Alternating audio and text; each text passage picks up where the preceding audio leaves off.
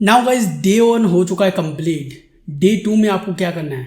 I know कि day 1 बहुत लंबा हुआ, 30 मिनट का करीब 30 मिनट 20-25 मिनट, बट धीरे धीरे ये टाइमिंग कमने वाला है बिकॉज काम थोड़ा इजी होने वाला है आगे जाकर। शुरुआत में आपको बहुत ज़्यादा काम करने पड़ेगा। डे 2 में करना है do deep research on your niche.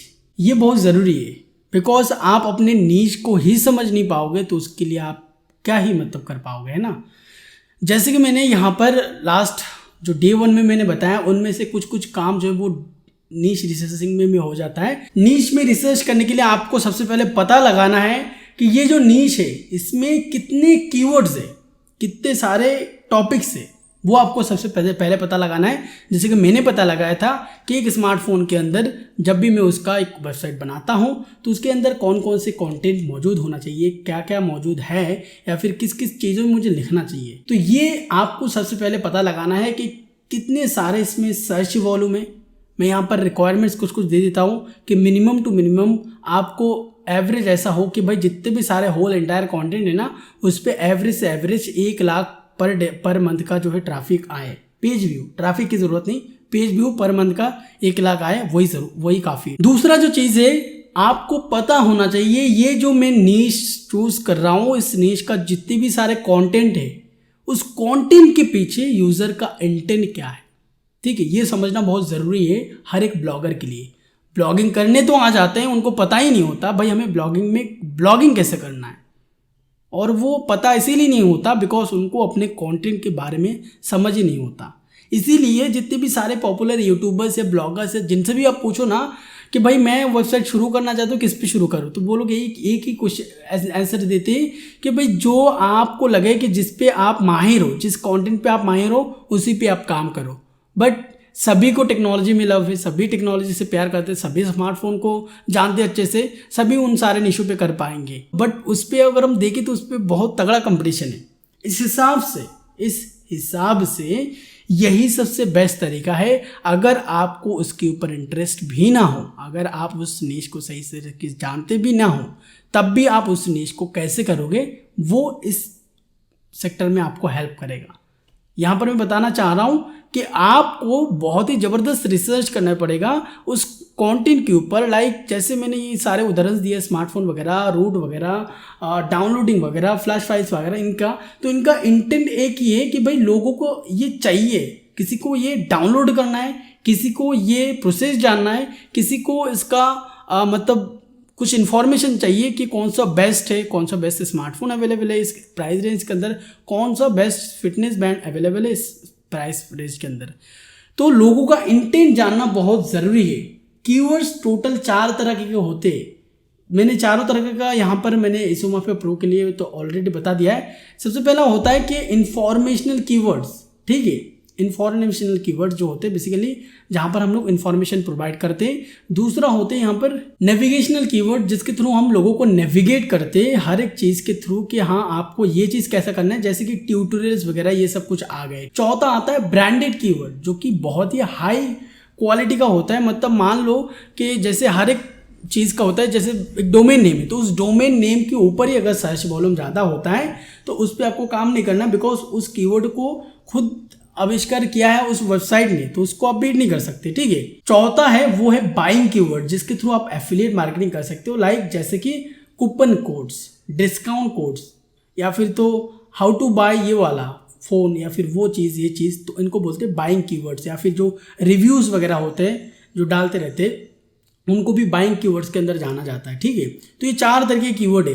इनके अंदर आपको इन्फॉर्मेशनल एंड नेविगेशनल कीवर्ड पे काम करो सबसे बेस्ट, लेकिन ब्रांडेड कीवर्ड में हाथ भी मत लगाना। अब यहाँ पर कंटेंट का इंटेंट जानने के बाद अगर आपको लगता है कि भाई इसमें इंटेंट बहुत ज़्यादा है, लोगों को इसकी चाहत है, लोगों को इसकी ज़रूरत है, भले ही उसका सर्च वॉल्यूम वगैरह किसी भी टूल पे अवेलेबल ना हो, चाहे RF टूल पे, चाहे वो गूगल कीवर्ड प्लानर पे, बिकॉज वो सारे के सारे आउटडेटेड होते हैं गाइस। एक चीज़ मान के चलो, अभी बिग बॉस लॉन्च हुआ है, बिग बॉस तेलुगु, जिसके अंदर जो पार्टिसिपेंट्स होते हैं, ठीक है, बहुत सारे ऐसे पार्टिसिपेंट है। मैंने बिग बॉस के ऊपर भी वेबसाइट किया हुआ है, तो उनके जो पार्टिसिपेंट है ना, कुछ पार्टिसिपेंट का भाई गूगल पे सर्च करो तो बस एक सोशल मीडिया प्रोफाइल भी नहीं मिलेगा, ऐसे ऐसे कंटेंट भी मौजूद है। जबकि ये शो जब एपिक पॉइंट पे जाएगा तो उनके ऊपर पर डे का लाखों में सर्च आएगा, लेकिन ये सर्च वॉल्यूम आपको किसी भी कीवर्ड टूल पे आप कितने भी पैसे क्यों ना दे लो, आपको कोई शो करवा नहीं सकता। ठीक है, समझ रहे हो ना बात को, कि ये सारे चीज़ें होता है। ब्लॉगिंग यूट्यूब में अलग तरीके से सिखाया जाता है, प्राइवेट कोर्सेज में बिल्कुल अलग तरीके से सिखाया जाता है। ये आपको अब पता लग रहा है, आई थिंक अब पता भी लगेगा आगे जाके। तो ये सारे चीज़ होता है बेसिकली। तो आपको पकड़ना है खुद से, अपने आप को टूल बनाना होगा। बेसिकली मैं यूजर एसईओ माफिया के मेंबर्स को जैसे कहता हूँ कि भाई टूल्स को मारो गोली, ठीक है। पहले अपने आप को एक एसईओ टूल के अंदर तब्दील करो, खुद समझो कि चीज़ें कैसे काम कर रहा है, देखो दूसरे कैसे काम कर रहे, या फिर कौन सा चीज़ कौन सा किस टाइम पे क्या कुछ चल रहा है, खुद के अंदर से देखो कि भाई मैं अगर एक यूज़र होता तो इस चीज़ की मुझे ज़रूरत है तो उसको ढूंढने के लिए मैं क्या कुछ करता। तो इस तरीके से ना खुद के अंदर एक टूल डेवलप्ड होता है, एसईओ टूल, जो कि बहुत ही कीमती टूल होता है। ठीक है, उसका कीमत कोई नहीं लगा सकता। और एक बार गाइस ये टूल अगर खुद के अंदर बिल्ड हो गया ना, तो आप किसी भी नीश से नहीं डरोगे। जैसे आज के टाइम पे मैं भी नहीं डरता किसी भी नीश से, कोई सा भी नीश हो भाई उसको टारगेट कर सकते हैं अपन। ठीक है, तो आप लोगों को भी इन फ्यूचर ऐसा ही बनना है।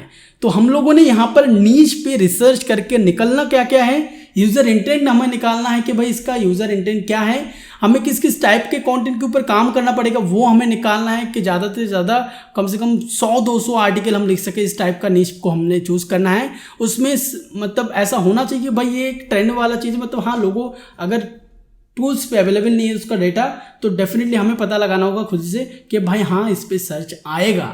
ठीक है, और अगर टूल पे अवेलेबल है तो मिनिमम मैंने बताया कि 1 लाख का ट्रैफिक पर मंथ का आ जाए तो वही बहुत है, बहुत ज़्यादा है। 1 लाख का ट्रैफिक नहीं, सॉरी 1 लाख का page view, 10,000 traffic per month है तब भी बहुत बढ़िया है। नाउ ऑन द डे 3 आपको क्या करना है, डे 2 यहीं पे कंप्लीट होता है। पूरा दिन आपको नीश रिसर्च में लगाना होगा कि इस नीश पे जो नीश मैंने सिलेक्ट किया है उस नीश में हमें क्या क्या करना है। डे 3 में आपको देखना है कि उस पर्टिकुलर नीश के ऊपर कौन कौन से बंदे ऑलरेडी काम कर रहे हैं, उनका पोजीशन, उनका स्टैंडर्ड कहाँ पर है, उन लोगों ने अपने वेबसाइट पर क्या क्या कंटेंट डाले हैं, उस कंटेंट का क्या क्या रीच है, कैसे उसमें विजिटर्स आ रहे हैं, कितने सारे उसमें कमेंट्स आ रहे हैं, कितने उनका मतलब एंगेजिंग है।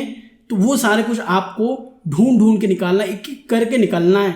आपके कंटेंट, मान लो आपने व्हाट्सएप स्टेटस के ऊपर एक वेबसाइट खोला, प्रोडक्ट रिव्यूज़ के ऊपर वेबसाइट खोला जैसे shopify.in है, तो उसका आपको जो है कंपटीटर कौन कौन है ऑलरेडी जो मार्केट में है, उनको आपको सबसे पहला जानना है।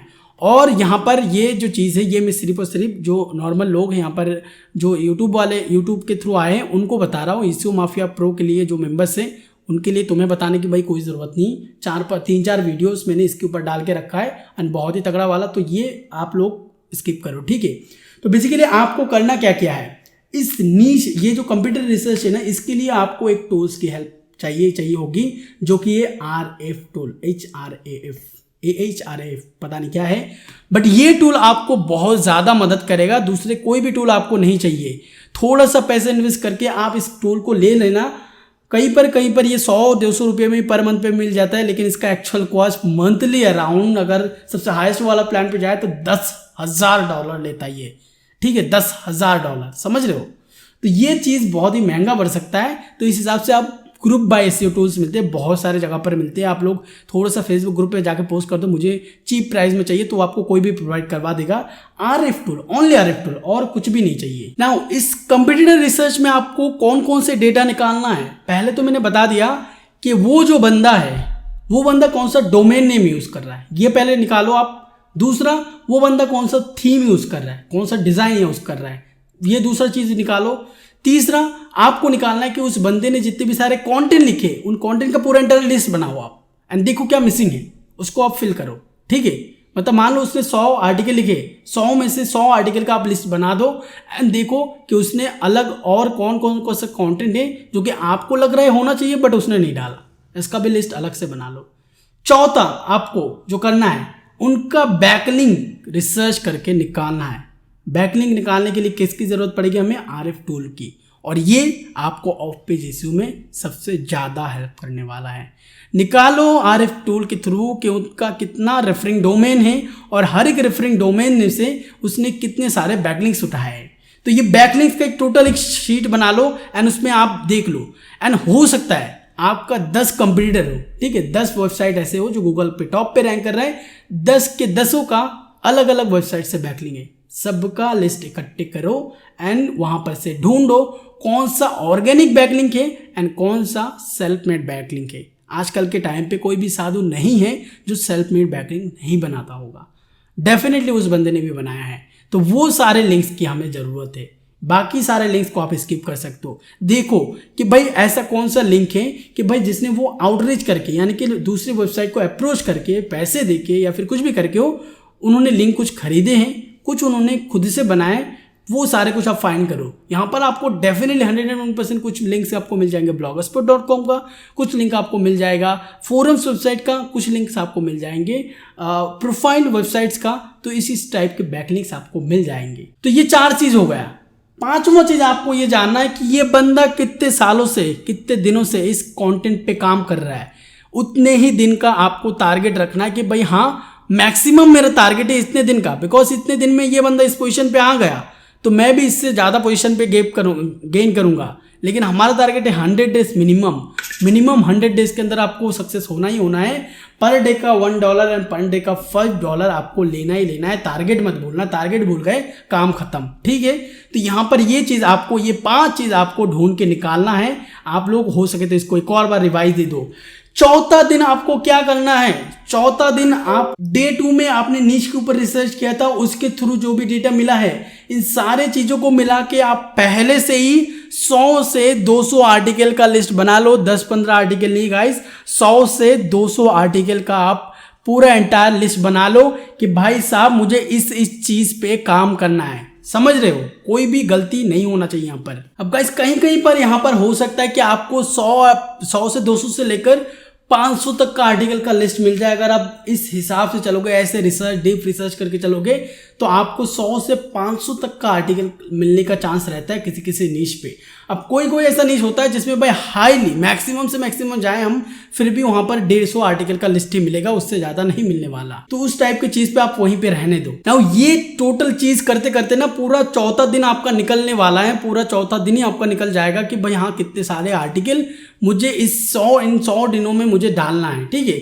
नेक्स्ट डे 5 में आपको क्या करना है, डे 5 में आपको एक टाइम टेबल क्रिएट करना है, एक रूटीन क्रिएट करना है। बहुत सारे लोग यहाँ पर होंगे जो कोई और प्रोफेशन में नियुक्त होंगे, जैसे कि कोई डॉक्टर होंगे, वकील होंगे, बहुत सारे लोग स्टूडेंट्स हैं, पढ़ाई में व्यस्त होते हैं, कोई बहुत सारे लोग होते हैं जो पार्ट टाइम जॉब करते हैं। तो उनके लिए क्या है, उनके लिए भी ये बहुत बेस्ट टाइम है। जो वेल बेटर रहते हैं, जो सिर्फ और सिर्फ ब्लॉगिंग पे फोकस कर रहे हैं ना, उनके लिए भी ये बहुत इंपॉर्टेंट चीज़ है। भाई अपना खुद का टाइम टेबल बनाओ। दिन के 2 घंटे काम करोगे या दिन के 3 घंटे काम करोगे, तो इसका एक टाइम टेबल बनाओ एंड फिक्स करो कि मैं कब कब आर्टिकल पब्लिश करूंगा, कब कब इस पे काम करने वाला हूं। आप अगर आज मतलब 2 घंटे काम कर रहे हो, लाइक शाम को 7 बजे से 9 बजे तक, तो नेक्स्ट डे में ही भी आपको उसी टाइम पे भी काम करना है एंड उसी टाइम में आर्टिकल पब्लिश करना है। टाइम का इधर हेरा फेरी नहीं होना चाहिए, बिकॉज गूगल को एक बहुत ही तगड़ा पिंग जाता है कि भाई ये बंदा टाइम टू टाइम यहाँ पर जो है आर्टिकल पब्लिश कर रहा है, तो इस टाइम पे मुझे इसके लिए एक बॉट तैयार रखना है इसकी वेबसाइट पे भेजने के लिए, बिकॉज मुझे पता है ये कई दिनों से इसी टाइम पे ये आर्टिकल पब्लिश करता है, तो झट से इसको इंडेक्स कर लेंगे। तो ये बेसिकली एक मेरा पर्सनल एक्सपीरियंस के थ्रू ये एक फॉर्मेट है जिसके थ्रू हम अपने आर्टिकल को जल्द से जल्द जो है वेबसाइट यानी कि गूगल के थ्रू इंडेक्स करवा लेते हैं, ठीक है। तो ये एक फॉर्मेट है, इसके लिए आपको जो है टाइम टेबल बनाना बहुत ज़रूरी है। अब इस टाइम टेबल के अंदर क्या क्या सेट करना है आपको, सबसे पहला चीज़ आपको देखो,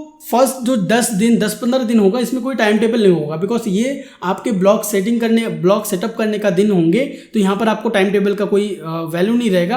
आपको हो सके तो आप पूरा दिन ही टाइम दे दो, मतलब 4-5 घंटे या फिर मैक्सिमम जितने घंटे टाइम दे सकते हो उतना घंटे आपको टाइम देना होगा। एंड उसके बाद जाकर जो है आप रेगुलर हो जाएगा, बेसिकली आर्टिकल वगैरह डालना होगा, तब जाकर आप इस टाइम टेबल को काम पे लगा सकते हो। इस टाइम टेबल पे क्या होना चाहिए, सबसे पहला चीज आपको 1 घंटे देना है आर्टिकल राइटिंग पे। आप पर डे का 1 दे रहे हो, 2 दे रहे हो, 3 दे रहे हो, तो उस हिसाब से आपको जो है टाइम टेबल फिक्स करना होगा कि आप कितने टाइम से इस पे काम कर सकते हैं। डे 6 में आपको क्या करना है गाइस, ये सारा हमारा वेबसाइट का एंटायर स्ट्रक्चर डेवलप हो चुका है 90%। अब हमें फील्ड में उतरना है। फील्ड में उतरने के लिए क्या करना होगा, हमें सबसे पहले एक प्रीमियम डोमेन नेम लेना होगा। कोई भी .tk blogspot.com इन सबको हटाओ यहाँ से, इनको इस कोर्स के अंदर नहीं लाने दो, आना ही नहीं चाहिए। बिकॉज ये सारे फालतू के काम होते हैं जो बिल्कुल बिगिनर्स होते हैं, जिनको बस टाइम पास के लिए ब्लॉगिंग करना होता है, वही लोग करते हैं सब। तो इन सब के ऊपर अपना टाइम वेस्ट मत करो। मैंने यूट्यूब में वीडियो डाल के रखा है कैसे आपको फ्री में डोमेन लेना है। तो इस फ्री में डोमेन लेने के चक्कर में आप एक .com प्रीमियम डोमेन ले लोगे। और यहाँ पर डोमेन का भी मैं गाइडेंस दे दूँ, ऐसा जरूरी नहीं है कि आप एक पर्टिकुलर कीवर्ड के ऊपर ही आपको डोमेन नेम लेना है, कभी जरूरी नहीं है। आप यहाँ पर ब्रांडेड डोमेन भी ले सकते हो, अपने हिसाब से एक नाम चूज करो, यूनिक सा नाम चूज करो एंड उसके ऊपर आप लिख सकते हो। एंड गूगल को कंटेंट के थ्रू ही पता चल जाएगा भाई ये जो वेबसाइट है ये इस नीश बेस्ड वेबसाइट है, ठीक है। तो इसमें कोई भी टेंशन लेने की बात नहीं है। डोमेन आप कोई सा भी ले लो, .com for international, .net, .info, .org, .co, ये सारे इंटरनेशनल के लिए काम करेगा। .in ओनली इंडिया के लिए काम करेगा, ठीक है। तो इस हिसाब से आप अपने डोमेन नेम ले लो। दूसरा, होस्टिंग। अब देखो मैंने यहाँ पर शुरुआत में कहा था कि आप लोग को ब्लॉगर भी के भी साथ जा सकते हो, लेकिन जिनके पास थोड़ा सा भी इन्वेस्टमेंट करने की पैसे है तो उनको मैं प्लीज बोलूंगा कि यार अपग्रेड कर लो होस्टिंग के ऊपर, एक अच्छा सा होस्टिंग। बिकॉज देखो यहाँ पर क्या होता है, इश्यू के अंदर सबको लगता है कि भाई ऑन पेज ऑफ पेज बस काम कंप्लीट हमारा हो गया, बट ऐसा नहीं होता है। कई बार रैंक्ड वेबसाइट भी डाउन हो जाता है, जैसे मेरा बहुत बार हुआ है। एसईओ माफिया प्रो मेंबर्स को बहुत अच्छे से पता है कि भाई डाउन जो अप वेबसाइट से मतलब जो रैंक कर गए वो भी डाउन हो जाता है कभी कभी। तो बेसिकली यहाँ पर इसके लिए आपको एक रिलायबल होस्टिंग देना बहुत ज़रूरी है। अब यहाँ पर गाइस होस्टिंग की बात करें तो मैं कुछ रिक्वायरमेंट्स आपको बता देता हूँ, जिस हिसाब से आप खुद से होस्टिंग चूज कर सकते हो। सबसे पहला चीज़ आपको लेना है SSD बेस्ड सर्वर, कोई सा भी शेयर्ड होस्टिंग ले लो। शुरुआत में शेयर्ड होस्टिंग सही रहता है, उसके बाद जब रियल टाइम 200-300 से क्रॉस कर जाए उसके बाद आप क्लाउडफ्लेयर ले लो, क्लाउड होस्टिंग ले लो। उसके बाद जब 1000 क्रॉस कर जाए तब आप एक VPS ले लो, और उसके बाद अगर उससे भी ज़्यादा हो तब एक डेडिकेटेड सर्वर ले लो। और डेडिकेटेड सर्वर तब अफोर्ड भी कर पाओगे, बिकॉज तब के टाइम पर आपका इनकम भी बहुत तगड़ा होने लगेगा, तो उस हिसाब से आप सर्वर का कॉस्ट भी मेंटेन कर पाओगे। तो होस्टिंग में आपको क्या क्या रिक्वायरमेंट चाहिए, सबसे पहले SSD स्टोरेज होना चाहिए। दूसरा यहाँ पर फ्री का SSL सर्टिफिकेट। तीसरा यहाँ पर फ्री का C पैनल होना चाहिए, जिससे आप होस्टिंग को इजीली माइग्रेट कर पाओ अलग अलग सेक्शंस पे, ठीक है। तो ये चीज़ें आपके डोमेन, आपकी जो भी होस्टिंग कंपनी आप चूज कर रहे हो उस पर आप देखो कि ये चीज़ है या नहीं, ठीक है। अब यहाँ पर अगर रिकमेंडेशन की बात करो तो देखो स्पॉन्सर हमारा एक ही है, एक दो ही कंपनी है, एक दो ही नहीं बहुत सारे कंपनी से, लेकिन उनमें से जो मुझे बेस्ट लगता है, सबसे पहला जो मुझे बिल्कुल स्पॉन्सर वगैरह कुछ नहीं करता, नेमचिप का भी आप ले सकते हो। दूसरा होस्टिंजर भी अभी बहुत टाइम पे चल रहा है, अभी रिसेंटली मैं वीडियो डालूंगा यूट्यूब में उनका फुल रिव्यू का, बिकॉज मैं techrepon.com को भी होस्टिंजर पे शिफ्ट कर चुका हूँ। तो इस हिसाब से आप होस्टिंजर का भी प्लान ले सकते हैं, SiteGround का भी प्लान ले सकते हैं, लेकिन SiteGround थोड़ा हाई प्रोफेशनल हो जाता है। यहाँ पर जितने भी लोग हेल्थ वगैरह नीश पे काम करोगे या फिर तो फिटनेस ब्यूटी वगैरह नीश पे काम करोगे, जो जिसमें बेसिकली ज़्यादा प्रॉफिट होगा, लाइक एफिलिएट नीश पर, तो उनके लिए SiteGround one of the best hosting है। क्यों है? बिकॉज इनके जो IP एड्रेसेस होते हैं वो कहीं पर भी स्पैमेबल नहीं होता। बहुत सारे IP एड्रेसेस देखोगे कि आपके वेबसाइट पर ना ऑटोमेटिक कमेंट्स आते हैं, है ना, स्पैम कमेंट्स, तो वो आते हैं IP एड्रेस के थ्रू। एक शेयर्ड होस्टिंग में मतलब एक IP एड्रेस के अंदर हजारों शेयर्ड होस्टिंग होती है एक कंपनी की, ठीक है। तो यहाँ पर जो SiteGround है वो मेरे मानने में बहुत ही अच्छा उनके IP एड्रेसेस होते, बिल्कुल फ्रेश IP एड्रेस होते थे। एंड उनके जो सर्वर होते हैं वो भी बहुत ही पावरफुल सर्वर होते हैं, बहुत ही इंस्टेंटली उनका रिस्पॉन्स होते हैं। अब देखो इसका बताने का मेरा मेन पर्पस यही है कि भाई स्पीड ज़बरदस्त होना चाहिए आपके होस्टिंग की, ठीक है। और मुझे जो स्पीड लगा होस्टिंजर, SiteGround या फिर रीसेलर क्लब भी आप ले सकते हो, नेमचिप भी आप ले सकते हो। तो इन चारों कंपनियों का मुझे सबसे बेस्ट लगता है स्पीड इनका, जो भी मैं वेबसाइट होस्ट करता हूँ इनका स्पीड बहुत ज़बरदस्त रहता है। अभी स्पीड क्यों मैटर करता है? बिकॉज बाउंस रेट का होता है ना, बाउंस रेट जानते हो बाउंस रेट क्या होता है? अगर कोई पर्सन मान लो आपका वेबसाइट रैंक कर रहा है, आपके आर्टिकल के अंदर घुसा, लेकिन आर्टिकल लोड ले ही रहा है, मतलब कम से कम 10-15 सेकंड लोड ले रहा है, बंदा बैक कर जाएगा, दूसरे जो रिजल्ट है सर्च रिजल्ट उस पर घुस जाएगा, आपका एक बाउंस रेट बढ़ गया, आपका एक बंदा चला गया। गूगल समझेगा क्या कि भाई लगता है ये जो बंदा है इस वेबसाइट पे आया लेकिन इसको उसका इंटेंट वाला कंटेंट नहीं मिला इसलिए वो चला गया।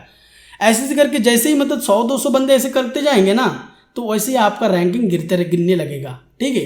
तो इस हिसाब से गूगल काम करता है। गूगल को लगता है ये कंटेंट सही नहीं है, ये जो सर्चेबल कीवर्ड है इसका जो इंटेंट है इस इंटेंट से ये कंटेंट मैच नहीं कर रहा है, इसलिए इस कंटेंट को हम रखेंगे ही नहीं गूगल के पेज पे, हम इसे नीचे गिरा देते, जिस पेज पे ज़्यादा से ज़्यादा विजिटर जा रहा है उसी पे रखेंगे।